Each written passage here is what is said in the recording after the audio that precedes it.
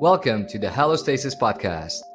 Drawing inspiration from the concept of allostasis, meaning remaining stable by being variable, coined by Sterling and Nair, this podcast celebrates the power of adaptability and responsiveness in achieving personal and professional stability and growth. Inspirational individuals, disruptive ideas, and the power of finding purpose in life. In today's episode, our guest is Dr. David Johnson. Dr. Johnson is a brain and spinal neurosurgeon and back pain rehabilitation specialist who has had a pioneering role in the establishment of multidisciplinary spinal practices and holistic care for neurosurgical patients in Brisbane, Australia. Founder of the Functional Movement Training Center, NeuroHab Movement Therapy, and the College of Functional Movement Clinicians, he's also the co-owner of CrossFit Neuro, the first clinical CrossFit affiliate worldwide. The serendipitous synergy of Dr. Johnson's embrace of functional fitness, Olympic weightlifting, spinal surgery, and scientific inquiry into the global failings of back pain management has nurtured the evolution of a paradigm shift in back pain treatment. He has established a clear definition of the disease that causes chronic back pain symptoms, which is today regarded as the world's leading cause of disability. So, welcome to Allostasis Podcast, Dr. David Johnson. Thank you for accepting my invitation. Thank you for coming out of your very busy schedule. And I will dive right into it and ask, please, if you can introduce yourself, to tell us who you are and what mission are you on. Yeah, good morning, Philippe. It's a pleasure to be here. I'm delighted to be one of your guests on your podcast.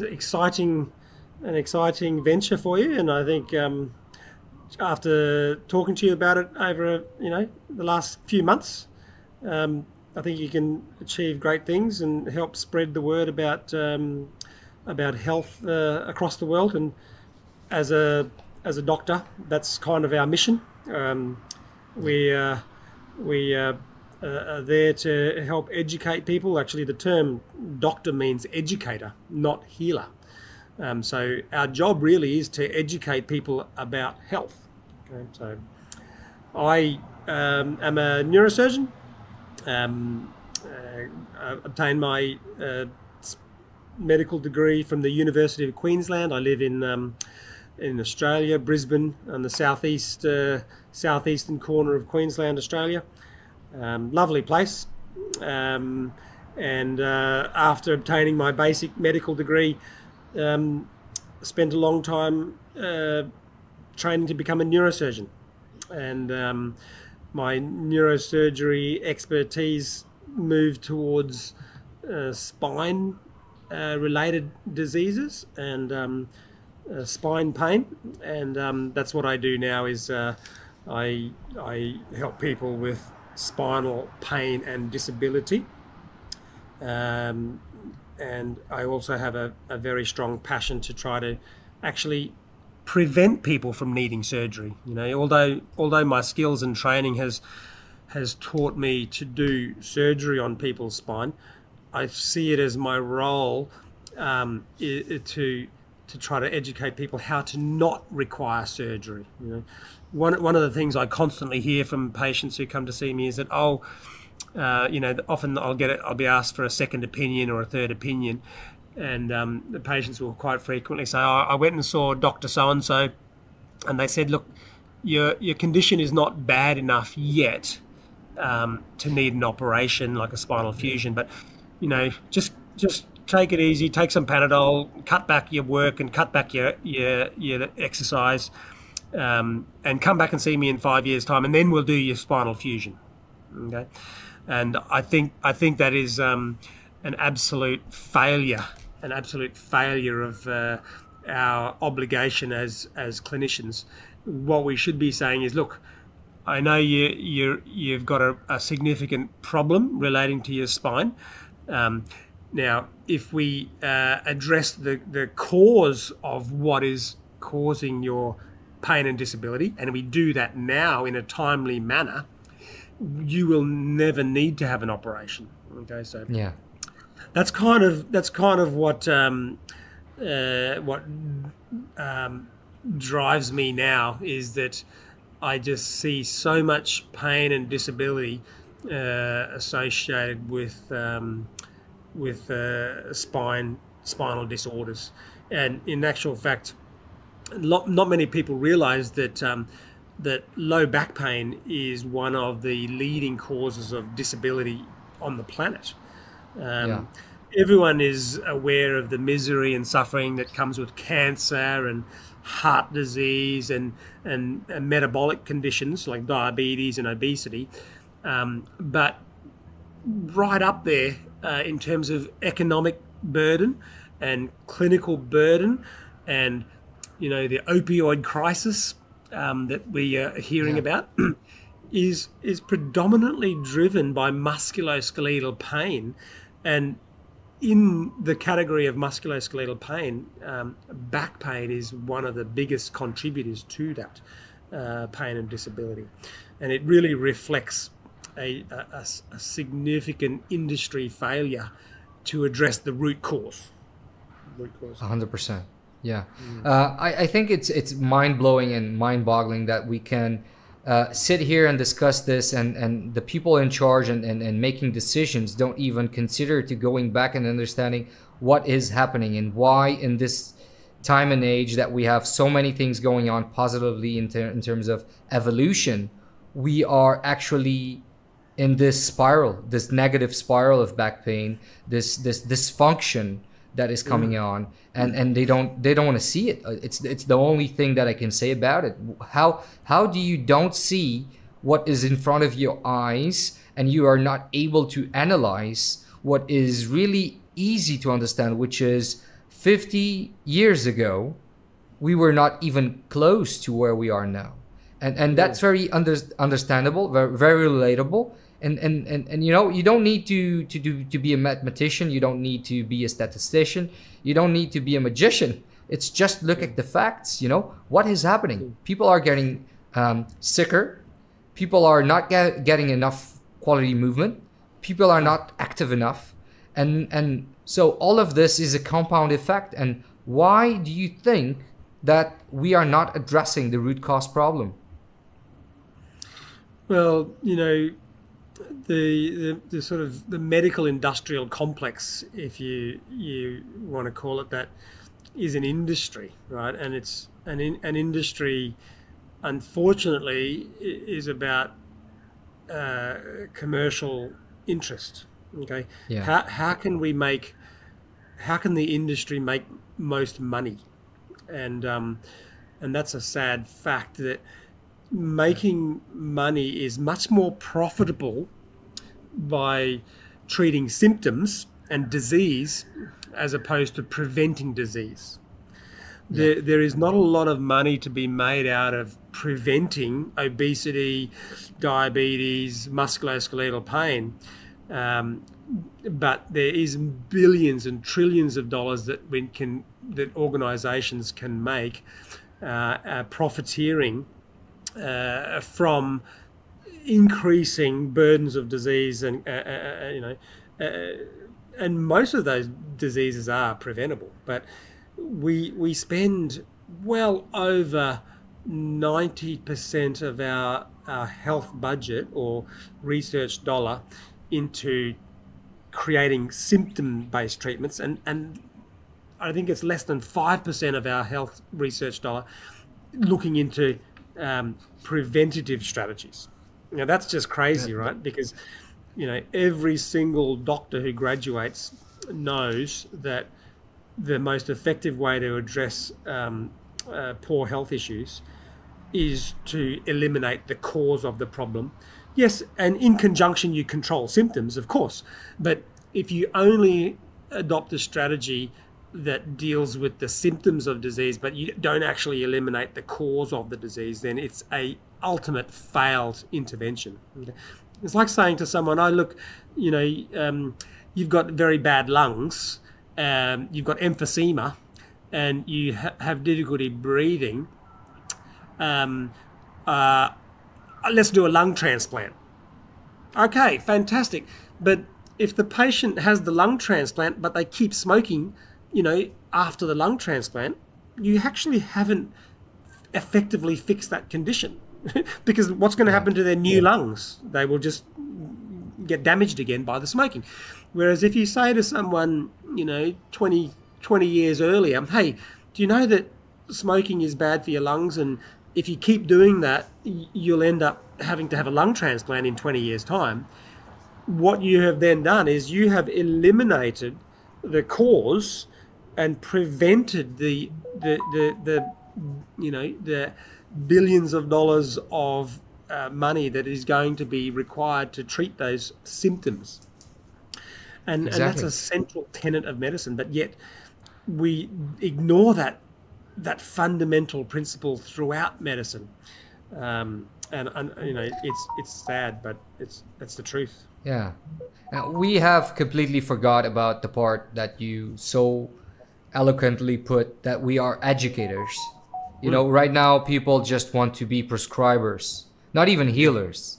People want to be prescribers because it's much easier than talk to people, understanding what the problem is, and then addressing it through education, because education takes time. It takes commitment. It takes that you care about what's happening in their lives, and that's so hard in these days. I think there's something about instant gratification that everyone is seeking in everything they do. So it makes so hard for them to commit to anything.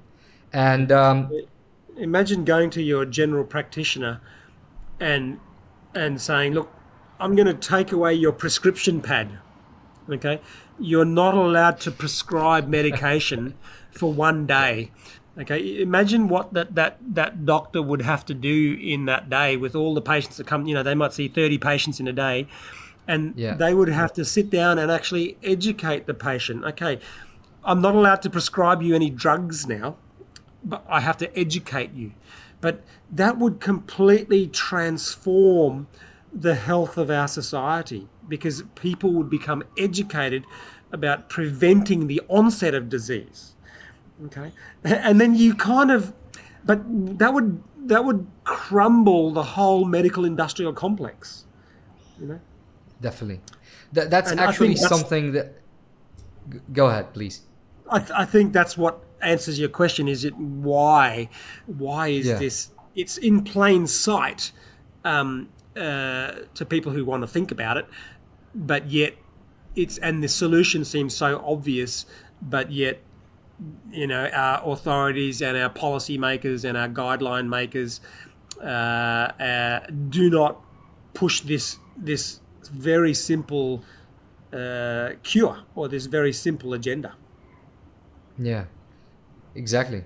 100% would agree with you. So actually, you've done what needs to be done, which is you've come from talking about it to action, and you've created a beautiful thing, which is CrossFit Neuro, which is a CrossFit affiliate that has inside an idea behind a rehabilitation program for back pain. You have done also that in the context of a hospital setting. You have done, you have published about it. You have written about scientific data about what is the paradigm shift about back pain not being a diagnose, but being just a symptom of a root cause problem, that it's much deeper than that, and it comes from movement dysfunction. So what I want to ask you is, please tell us a bit about your project and this idea and why it matters and why people should know about it worldwide. Well, just taking one step back, once I realized why there was so much chronic disease and preventable chronic disease, and why nothing was happening, I sort of thought, okay, well, what is the solution? I very quickly realized that the solution was not going to come from top down. It was the only solution was from grassroots, bottom up. Okay. And what that really means is networking with people like yourself and lots of other people who get it, that it's a grassroots level of education that is going to be required to make significant changes in population health. Because if you educate the community, then our authorities will it will be demanded of our authorities to implement policies that are truly healthy, as opposed to what's happening now is that the authorities, wrangle with conflicts of interest with big industry, big food, big pharma, and they are guided by that. But if the community is smartened, if the community is educated and says, no, we don't want, we know now that sugar is causing diabetes, we know now that sugar is causing obesity and heart disease, we're not going to vote you in if you don't agree with what society believes. The politicians will lose their job. The politicians will lose their job. So they will then, because you've got to remember that we're in charge. The politicians are not our boss. We are their boss. But unless you get enough people that make it very clear that they are there to support us, and they are voted into position and into power and into authority positions by the society, then you won't get that movement, you won't get that sort of momentum of change.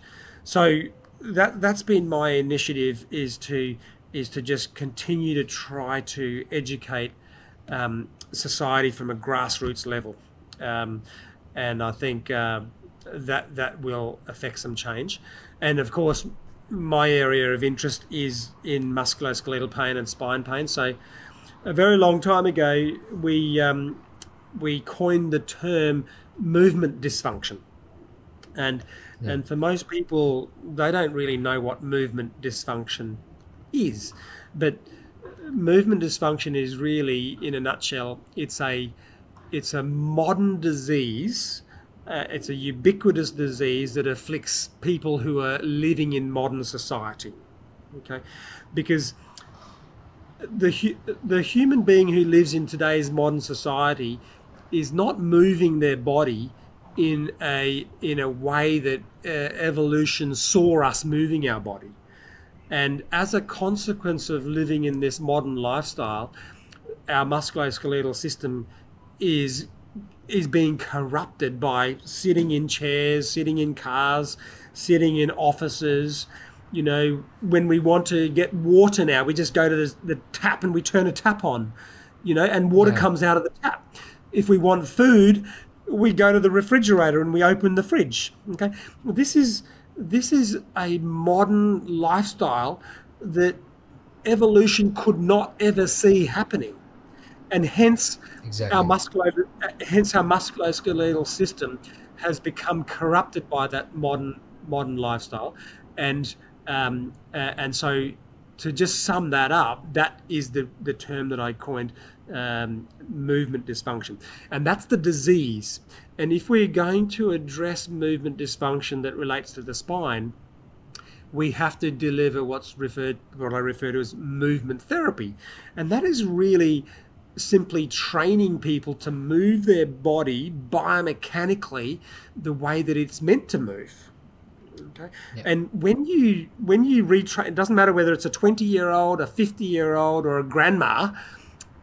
If that person has musculoskeletal pain, and we improve their movement proficiency through movement therapy, we are actually curing movement dysfunction, and hence we are curing the cause of musculoskeletal pain. And that's what we created nearly 10 years ago now, and we created that in our hospital, and I had functional movement training centers in the hospital for patients. And then what was amazing was that people kind of recovered from their chronic pain, and then they wanted to move from a diseased and disabled painful patient into a normal healthy patient into a domestic athlete. And then that's when CrossFit became embraced, in that we use the functional movement, which is what CrossFit at high intensity, or relative high intensity, which then created the domestic athlete and then the competitive athlete. And so people moved along this spectrum. Okay, and that's what I spoke about at the at Greg Glassman's, CrossFit Health Summit, I think back in 2018, and I was trying to educate the audience that there are 15,000 CrossFit boxes that have the potential to cure musculoskeletal pain globally and completely crumble the whole musculoskeletal industry, which is $1 trillion industry, simply by teaching people to move well. So that I believe it's the power of CrossFit. That's one of the great things that I see about CrossFit, and that's why I believe that Greg did such a beautiful job and a revolutionary job with what he created. It's not about what he put in together as a workout regimen. It's the whole idea and the way it was created. And I even had the opportunity to talk to him back in the day at the games. And I told him if he had any idea of how he put that together. Yeah. And I met you there for the first time. CrossFit steps in where fitness and the discretionary choice to become athletic sits, but functional movement is at the core. Okay, functional movement proficiency is at the core of treating disease. So, like, if you have a patient who is in a wheelchair, or has a ruptured disc, or has spinal stenosis, and they can't walk, they can't do CrossFit per se. Okay, so the CrossFit box is not the place to start for them. The place to start for them is educating them about musculoskeletal movement proficiency, and then they can be rid of their pain and disability. And I coined the term NeuroHab as the clinical program that pulls people out of disease, because what we're doing is we're rehabilitating the central nervous system motor patterns. Okay. Yeah. It's not muscle hab. It's not a muscle rehabilitation. It's a nervous system motor pattern rehabilitation, and that's why I use the term neurohab. Whereas most rehabilitation protocols try to make you stronger and fitter and more stretchy and more flexible, and that is missing the point.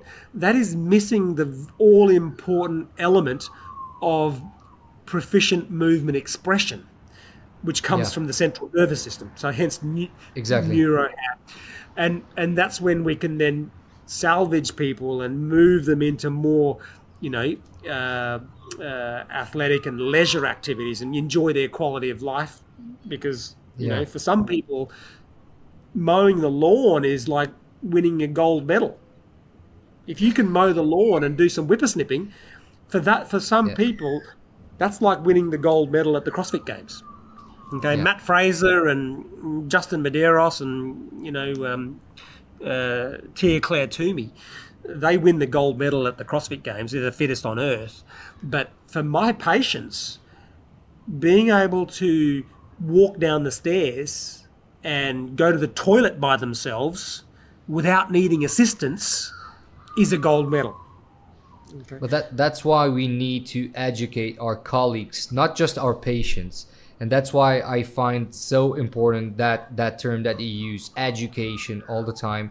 I think it makes a lot of sense, because we need to educate our colleagues to understand that we need coordination from the brain to the muscle. It's not about getting stronger or flexible if you're not able to do what it's meant to do, to activate at the right moment. And if that activity it's not synchronized with what you aim to do, it makes no point. So you're just stronger. So it's harder to break, but you will break eventually. Yeah. Fitness and athleticism comes later. Okay. Yeah. Moving well is mandatory. Fitness and athleticism is discretionary. Okay. Yeah. If you want to climb Mount Everest, then before you climb Mount Everest, you have to have movement proficiency. Okay. But if you want to be free of musculoskeletal pain, you have to move well as the fundamental requirement. Okay, and then you can choose. Hey, do I want to go kayaking again? Do I want to do mountain climbing? That can come. That comes as a secondary gain. It's like it's very simple. It's like learning to count before you can do algebra. Yeah. Learning your back alphabet. to the basics. Learning your alphabet before you can write a basics. thesis. That's it. Yeah. That's it. And I think people have actually just mistaken what's clearly in front of them whilst they live their modern society lifestyle. Cars, Completely. offices, shopping centres, TV. I go even one step further than that. I'm passionate about all things health. And so breathing is one of the aspects that I have deep dived a few years back, a lot of years right now, actually. And one of the things that you see so much is not that you don't use your diaphragm. Of course you use your diaphragm. If you didn't, you would not be alive. The thing is, it's so easy to understand that you are not using it to its full potential, and you are becoming a mouth breather so many times.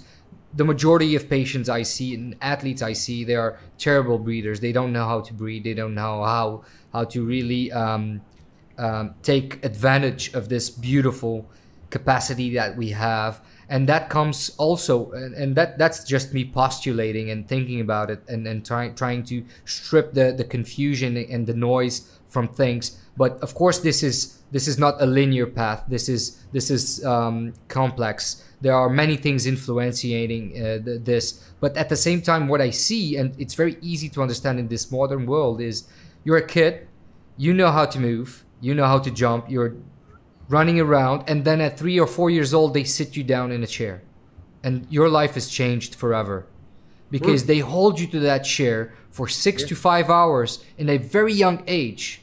And what's the first thing that is going out the door? It's movement proficiency, but it's also diaphragm activation, because you're sitting, so your pelvis is resetted, and you cannot do anything about it. And it's mind-boggling, and it's crazy how people don't even consider this. And then you start to be mouth breathers and superficial breathers, and and we start to develop a cascade of problems, and that moves on the modern with society that we choose to live chronic in. I don't know disease, whether have you travelled much to non-industrialized cultures? I have. Have you been? Yep. And if you just observe the people who live in those cultures, their movement proficiency is wonderful. Okay. Yeah. I grew up in Papua New Guinea in the highlands, Papua New Guinea, and there are people in Papua New Guinea that have never seen white man before. Yeah. Okay. And I've visited northern China. And you go into the rural parts of these countries, and they're obviously shrinking at a rapid rate because everyone's becoming modernized, and they have beautiful squats. They don't have chairs. They sit around a fire, okay? And you look at the footage of people in Africa, and they have to walk kilometers to get their fresh water to wash their belongings. This is what preserves true health, and you don't need fancy surgeries or medications or interventions, cutting edge technology. You just need to address those pillars, those pillars of health that we described. Proficient quality movement, proficient quality sleep. Not being too stressed out of your brain trying to pay the bills, and quality nutrition. Those are the four, what I refer to as the four pillars of health. And you hit it on the head with kids going to school at the age of 4. Okay, that is not what evolution saw happening 2 million years ago. Definitely. There's no way of predicting that was going to happen. I was just recently traveling to Southeast so what they called Indochina, so Vietnam, Laos, and Cambodia, and it's like everything that you just said, which is beautiful squats, very deep squats. They're talking to their children there in that position, and they hold it. And of course, they don't have any problems in terms of dysfunction, of pelvic problems. They don't have, they don't have chronic illness the same way we do have. So it's not a difficult. It's not a difficult thing to understand. It's just it's not convenient. It's an inconvenient and it's really sad. It's really sad, and obviously, we both live in a modern society, and we enjoy some of those things that are associated with modern society, but it doesn't mean that if we educate people, they can still tap in to those fundamental requirements that are associated with the pillars of health. We can still go out of our way to move well, and we can still work in an office. Okay, it doesn't mean that you have to, get rid of your clothes and go running around the jungle naked. But if we educate people about just making good choices when they buy their food, about making good choices about how they move, and having good sleep, and trying to control their stress, and those four pillars are kind of interrelated as well. Once you start improving on one, the other automatically gets better. If you improve your diet, if you improve your sleep, if you improve your diet, you improve your nutrition, guess what's going to happen to your sleep? It's going to start improving automatically, because they're interrelated. Okay? And so we can still achieve those fundamental goals and live in modern society. But if we're corrupted by a lot of the messaging that is basically there to make money with big food and all this type of stuff, then we're going to lose those fundamental pillars that create health. Which I think is another thing that I say to people, is that true health is free. Okay, you cannot charge someone for true health. Okay, like who owns a cow? Who owns a fish? Who owns the way you sleep, and who owns the way you move? Okay, no one owns that. So technically, you can't buy it. So technically, you can't make money from it, right? So therefore, fundamentally, true health is free. The economic costs associated with true health are simply a consequence of our choice to live in a modern society. So we have to pay for a butcher to go and kill a cow and to cut the cow up and then to put the cow in their shop, and then we go and buy the meat. Okay, but in actual fact, no one owns a cow. If we are in the jungle and we see a cow, okay, we can kill the cow, or we can go fishing with a fishing rod and go out in our boat or a canoe and catch a fish, right? That's part of the global ecosystem. And so therefore, fundamentally, true health is free, because no one can charge you to sleep well, and no one can charge you to control your stress and your movement and your nutrition. The dollars, the money is simply because we make the choice to live in modern society. 100% agree. Yeah, so true health is free. What do you think that people misunderstand the most about you and your idea? What do you think it's the biggest misunderstanding? I think when I get a chance to talk to people, and I do this every day in my consultation clinic, like I go to work and I have my office and people come and see me and we have, 45 minutes to have a discussion, and I've never met the person before. Okay. I see them for the first time in my life and we say hello, we shake hands and we talk about their health, right? And I have 45 minutes to have a chat with them. And it's not that they misunderstand anything. It's the fact that you need to dedicate some time to have that discussion with people, because the concepts that we're talking about are very, very simple. Yeah. You do not need to be a PhD, professor of medicine and biology to understand these concepts. I'm sure everyone who's listening to your podcast will be, "Oh, that makes sense. That's logical," and we don't know what their underlying education and scientific knowledge is. But once you have that time, you give that time to a patient, as we said, education. It's very simple. So the barrier is time. Okay. And if a general practitioner has 10 minutes to help a patient, they only have time to just write the prescription. See you later. Come back when you run out of drugs, and I'll write you another prescription. So the barrier is time, and then the other barrier is that one voice, or our voice, you and me and our other network of people who are trying to do the same thing, is very much at the moment very much a drop in the ocean when it comes to commercialization, which has billions and billions of dollars. Okay. Yeah. So I can talk about something to one patient, whereas a corporate organization can put a billboard on the highway which costs $10,000 a day, and 1 million cars will see this message, which may be completely false and misleading, and telling someone that Weet-Bix is the healthy start to the day. Right? Yeah. Because Kellogg's or Sanitarium or whatever can make millions of dollars. Okay, so it's a little bit of a David and Goliath battle.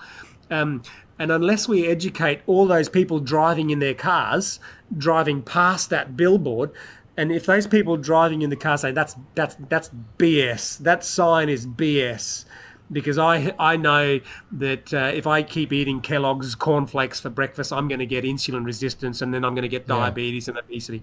That sign is BS.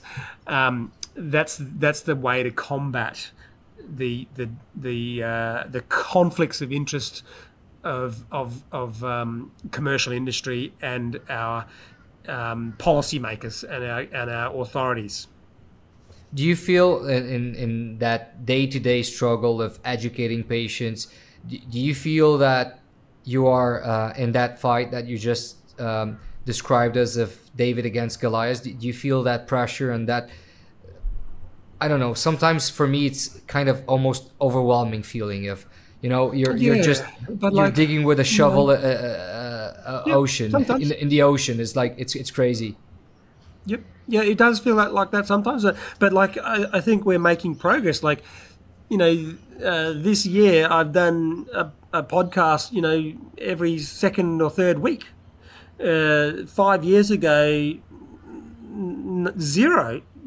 So you can see that the network of people that are trying to create this grassroots education is increasing. It is increasing, and we just got to keep going, because someone else who watches us talking or listens to us on your podcast, they will go, "Oh, that's fantastic! I love what I'm hearing. I'm going to tell my friend." And that this is the exponential growth of knowledge, and the exponential dissemination of health messages. Because every human being on the planet has the right to be healthy, right? But having that in mind, and coming back a bit about the way you came about and your idea and everything you have done, I'm sure you have. I don't know. At least myself, I feel that I failed so often and so much that, just to get one success or something going on positively, you have to be resilient at that point. Are you able to kind of pinpoint your biggest failure and understand what you have learned from that valuable experience, and what did it change for you? I learned that how powerful propaganda messages are. I learned how powerful the psychological operations of big industry are, because I went through my 20 years of training, and I still graduated when I graduated, I thought that I was convinced that cholesterol was bad for you. Yeah. These type of things that you are so easily, you're so even without training. When I graduated, I was telling people, no, you must not eat eggs and you must not eat butter because it's, you've got to buy margarine because it's polyunsaturated and saturated fats are going to clog your arteries, right? All of these messages, they're just made up, and even without medical training, until you actually get a bit of life experience behind you, you're just so easily influenced by this bombardment of propaganda, and anyone. These big organisations, they are just experts. They are just experts at misleading people. Okay. Yeah. And all you have to do is you just go back to the fundamental. You go back to the fundamentals.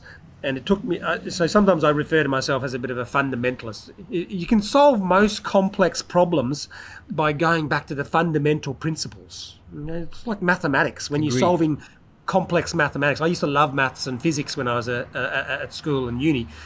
And, you see this complex problem and you just go back to the simple fundamental principles and the mathematical formulas and you apply those simple principles to the problem, and all of a sudden you've got the solution. And so, nutrition. I used to be very unhealthy. I used to have high blood pressure. I used to be borderline type 2 diabetic myself. And really? Yeah, absolutely, yeah, 100%. And I just went back to the fundamental principles of how our metabolism works, and what are the macronutrients that drives insulin secretion, and if I continue to drive insulin secretion, I'm going to get insulin resistant, and therefore if I want to prevent insulin resistance, I've got to reduce my glucose. And where does glucose come from in my diet? Oh, of course, bread and rice and pasta and cereals and oats and grains. And I used to think they were healthy, right? Yeah. And I used to tell people, stop eating fat and stop eating eggs. And then you make these fundamental connections. Oh my God, that was just so dumb. How can I be so stupid? And then you cut out those glucose-rich products. Boom, blood pressure comes down, six-pack comes back, energy comes back, sleep improves. You know what I mean? So yeah, definitely. Those are the failures that I made, and they kind of are able to drive the passion that we both have, and hanging and being surrounded by people like yourself and Professor Tim Noakes and Greg Glassman and all those people trying to make a difference. So it's amazing that people that are listening to us, they don't even realize how fit you are right now at your age. They have no idea. So that's quite amazing, the journey that you just described, because it is no short feat to kind of come out here and expose yourself and say, listen, I was educated enough and still I have succumbed to the problem. But I got myself out of the problem, and I was able to understand what was good for me.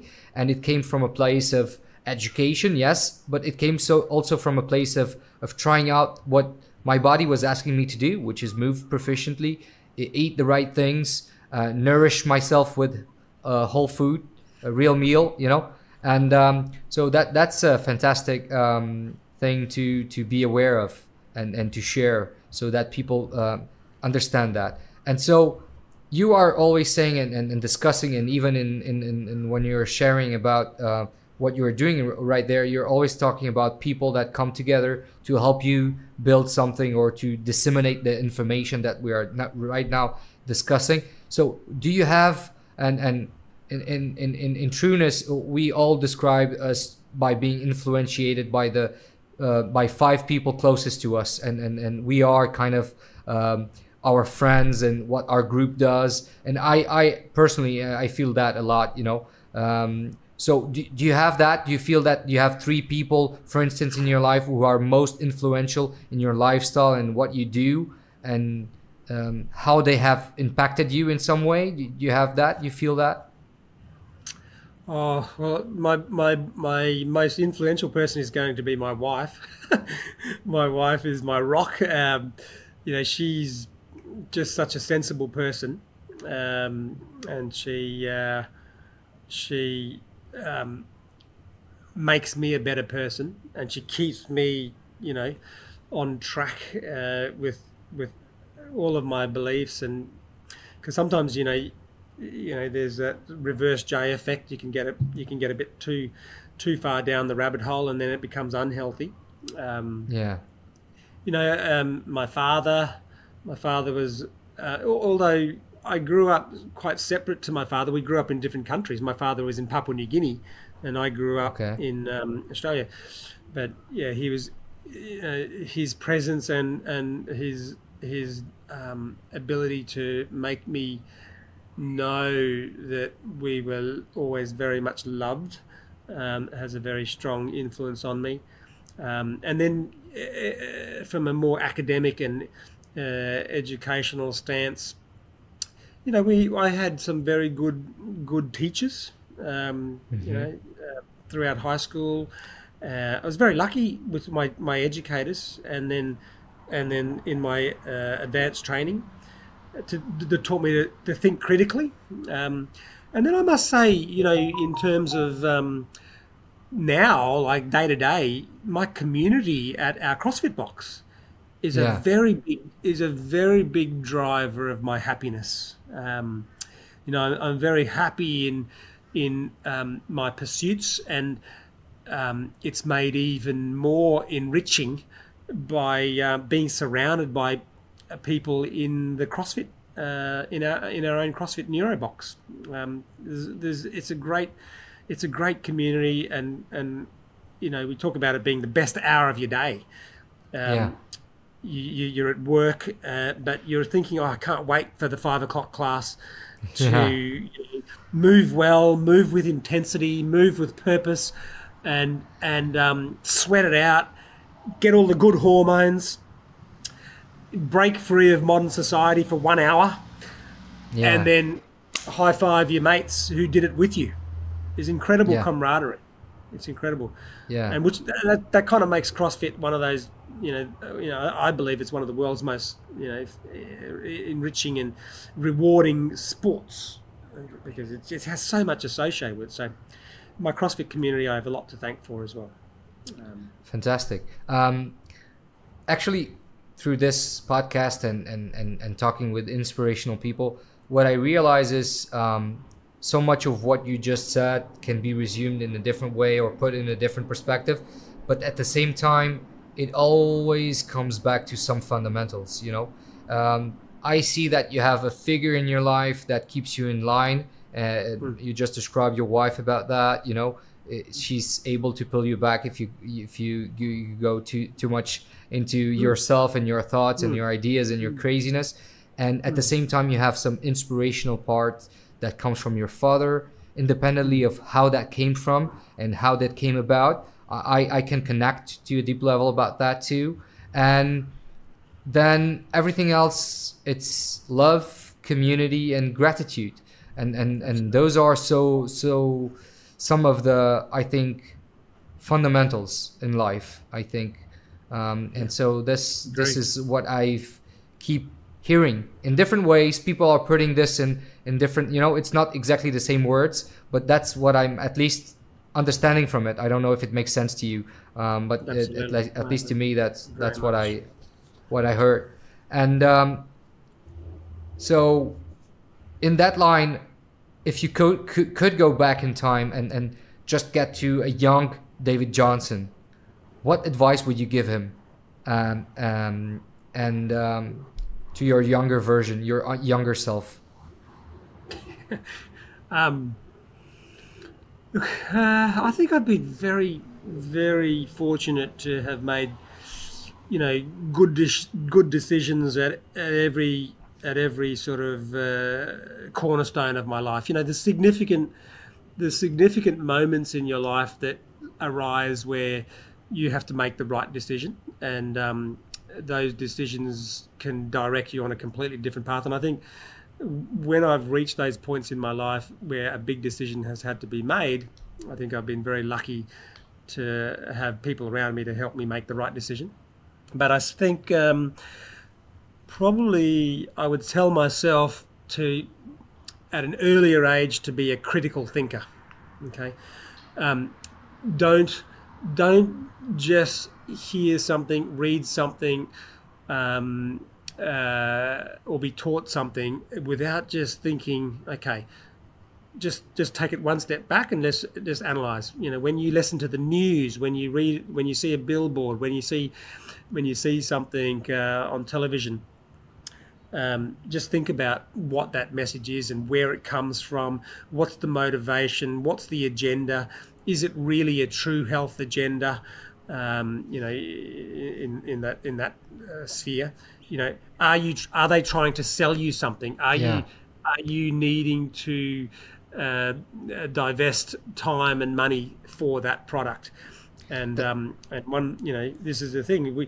When we're talking here today, we're not selling anything. I have no product to sell you, right? So once you realise that is at the heart of it, and we're just providing education, and we're not selling you a powder or a juice or a product or a, you know, and that is a very powerful message. You know, it's not probably, just. It's probably got some truth, but if someone's trying to sell you something, just think about it a little bit more critically.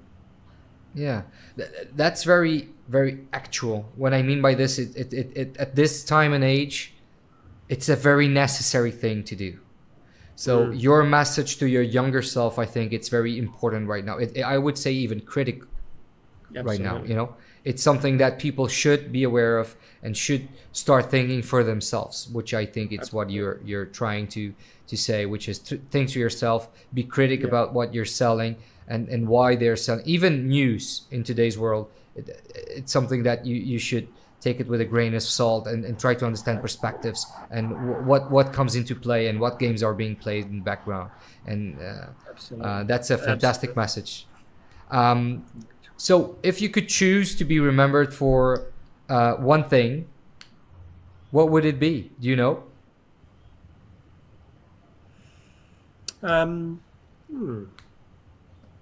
Hopefully that won't come up too long. Hopefully I'll be here for a little bit longer. I'm counting on that for quite some time. I've just turned 50, and you know, I think the best part of my life is in front of me, and some of the most enriching and rewarding phases of my life are in front of me, and you know, I was actually talking to Anthony Shafi. Do you know Anthony Shafi? Yeah, I do. He's also a neurosurgeon. He's what's his name? He has a. He's a carnivore. He's an advocate of carnivore, and we were talking about age and what is getting old, you know, and from an evolutionary biology point of view, 80 is young. If actually we adopted true health fundamentals from childhood, we actually should be able to live to 120. Yeah. So people who die at the age of 80 and they say, oh, they had a good innings, that actually is quite young, right? So they were being robbed for 40 years. Yeah, you've cut yourself short. So even the blue zones, you know, they talk about the blue zones in Okinawa and France or Italy or Spain, where there's people live to 100, like 80% of the population. There's actually things that they can be doing which are even better to get an extra 20 years. I'd like to be remembered as someone who was passionate and was always interested in doing the best for the people around me. That's probably something that I'd like to be remembered for. That I always wanted to be helpful and useful to my network of people. Okay, and if you put it that in terms of legacy, what is the legacy that you want to live to the world? So, what did David Johnson brought to the world as a legacy? I think I'm very proud of developing the model, a clinical model for musculoskeletal pain. Okay, that's something that is not published. It's not out there. There is no textbook at the moment that describes a clinical model for musculoskeletal pain, in particular in relation to spine pain, with movement dysfunction being at the top of the clinical model, and tying that in with modern society as being the driver of movement dysfunction. So I'm very proud of creating that model, that disease model. Medicine needs clinical models that allow them to be tested and replicated, and then to become solidified as a principle. So that's something that I'm really proud of developing in my academic life. As you should. And I think that we can cure back pain. I think back pain has a cure. There's lots of people that say back pain has no cure, and back pain can be cured. Absolutely. I've done it thousands of times in patients who have been told, no, you just have to live with your pain. And I'm very, very proud to be able to help people be free of their chronic musculoskeletal pain. That's a wonderful legacy to leave behind. I think so. I think all your patients would definitely agree with that. And the world would be a better place if we had more people to think like that and to be able to provide that for their patients and their that would be. Thank you for that. And Thank you. That's something that I'm eager to be able to share as a message too, because I believe it's so impactful and it could be really life-changing for so many people. So thank you for that. My pleasure. Thank you. So just to start with the closing of this podcast, I would like to ask you, what's one question that I did not ask you and you wish I did, and how would you have answered that? Whew. These are curly ones, Philippe.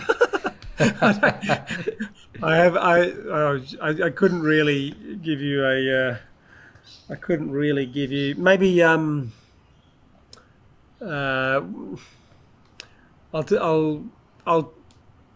tell you what my fitness goals are, and my athletic performance, because we both love sport. My goal one day is to be competing at the CrossFit Games. Wow. Yeah. So now I'm interested in that. Yeah. So, we're getting older, but, thankfully there's the different categories, there's the different age divisions of, the CrossFit Masters. So my best performance to date is seventh in the Masters category in Oceania. And then I've had a 10th place finish. So I've got to just sort of jump up another couple of bars of performance, and then hopefully one day be invited to the CrossFit Games. So the question that you could have asked me was, what's my athletic goals? Your goals. And, I just answered that for you. But it takes hard work. Really hard work, yeah. Maybe, who knows? Maybe I can help you with that and be there with you when you go there. I would love that. If I make it there one day, I'll ensure that you're there as my motivating guide. Sure. And if you need any advice on how to get there in terms of improving your performance, we can always brainstorm some ideas. Absolutely. So that's fantastic, and thank you for sharing that, because I think it's very important for people to realize this difference.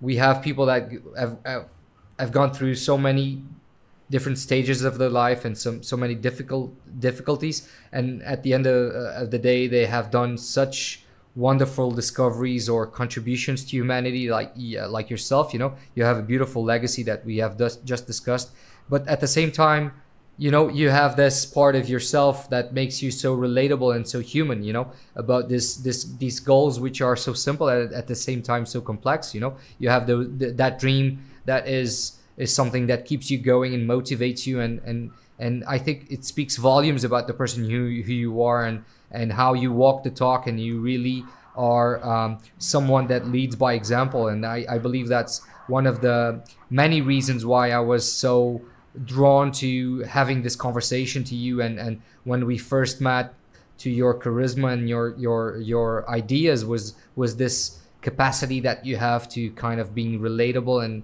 at the same time having this quiet, I would say almost quiet leadership, of leading through example and doing the hard work, and just showing.